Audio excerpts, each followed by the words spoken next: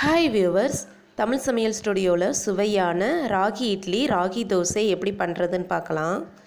இதுக்கு நாம் ஃபஸ்ட்டு மாவு தயார் பண்ணிக்கலாம்.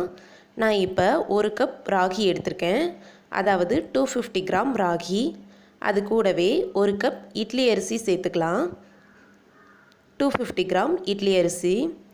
இன்னொரு பாத்திரத்தில் 1/2 கப் உளுந்து சேர்த்துக்கலாம். அது கூடவே 1/2 டீஸ்பூன் அளவு வெந்தயம் சேர்த்துக்கலாம். எல்லாத்தையும் தண்ணீர் விட்டு 4 to 5 டைம்ஸ் நல்லா சுத்தப்படுத்திக்கலாம். இப்போ பாருங்கள், எல்லாத்தையும் நல்லா சுத்தப்படுத்தியாச்சு. இப்போ இந்த அரிசி உளுந்து எல்லாத்தையும் 3லிருந்து 4 மணி நேரம் ஊற விடலாம். நான் இப்போ 4 ஹவர்ஸ் ஊற விட்டுருக்கேன். பாருங்கள், எல்லாம் நல்லா ஊறிருக்கு. இப்போ இதை நாம் தனித்தனியாக அரைச்சிக்கலாம். நான் இப்போ உளுந்து அரைச்சி வச்சுருக்கேன். அது கூடவே அரைச்சி வச்சுருக்கிற ராகி அரிசி எல்லாத்தையும் சேர்த்துக்கலாம்.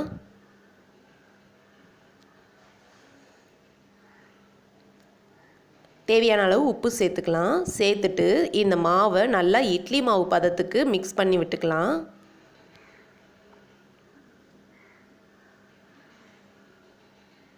மாவை நல்லா மிக்ஸ் பண்ணியாச்சு. இப்போ இதை 8 ஹவர்ஸ் வரைக்கும் அப்படியே வச்சிடலாம். 8 ஹவர்ஸ்க்கு அப்புறமா பாருங்கள், மாவு நல்லா புளிச்சிருக்கு. இப்போ இதில் கொஞ்சம் கொஞ்சமாக எடுத்து நாம் இட்லிக்கு ஊற்றிக்கலாம். இட்லிக்கு ஊற்றும் போது மாவை மிக்ஸ் பண்ண வேணாம், இந்த மாதிரி மேட்டாப்பில் எடுத்து இட்லிக்கு ஊற்றிக்கோங்க.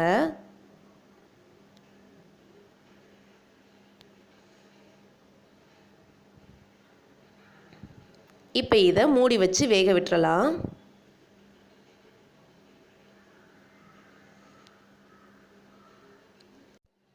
நான் இப்போ கொஞ்சமாக மாவு எடுத்து அதை தோசை மாவு பதத்துக்கு கரைச்சி வச்சுருக்கேன். இப்போ இதை நாம் தோசை ஊற்றிக்கலாம்.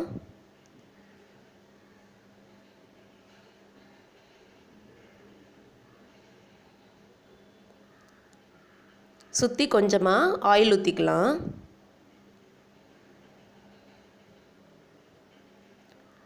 நல்லா பொன்னிறமாக வந்த உடனே இன்னொரு பக்கமும் திருப்பி போட்டுக்கலாம். ராகி தோசை நல்லா மொறு மொறுன்னு டேஸ்ட்டாக இருக்கும். பாருங்கள், 2 பக்கமும் நல்லா வெந்துருச்சு. இப்போ இதை எடுத்துடலாம். அவ்வளோதான், சுவையான ராகி தோசை தயாராகிருச்சு.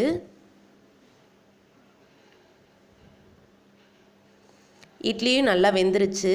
இப்போ இதை தனியாக எடுத்துடலாம். பாருங்கள், எவ்வளோ அருமையாக வந்திருக்குன்னு.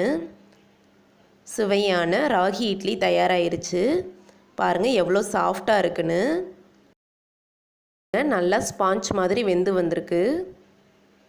நீங்களும் இதே மாதிரியே ட்ரை பண்ணி பாருங்கள். குழந்தைகளுக்கெல்லாம் செஞ்சு கொடுங்க, விரும்பி சாப்பிடுவாங்க.